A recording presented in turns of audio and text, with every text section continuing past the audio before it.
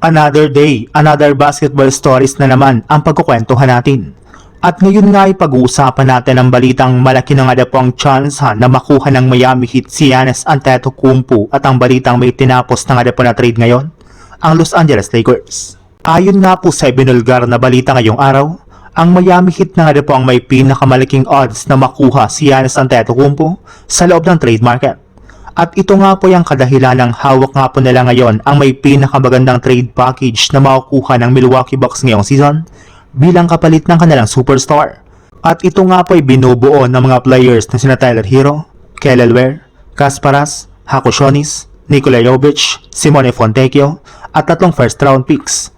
Sa dami nga po ng kanilang mga batang players at draft picks na inoffer ay sigurado nga po na hindi ito tatanggihan ng front office ng Bucks.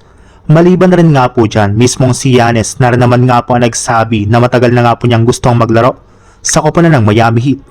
Kaya hindi na nga po kayo dapat pang magulat kung magiging parte na ng Miami Heat si Giannis Antetokounmpo next week bago man sumapit ang trade deadline sa Pebrero 5. Sa ibang balita naman, maliban nga po kina LeBron James at Luka Doncic, isa nga po sa mga manlalaro na nagkaroon ng magandang performance kanina sa pagkapanalo ng Los Angeles Lakers laban sa Washington Wizards ay si DeAndre Ayton sa pagtatala niya ng 28 points at 13 rebounds sa kanyang 12 out of 14 shooting sa field goal sa kanyang plus 30 na efficiency rating.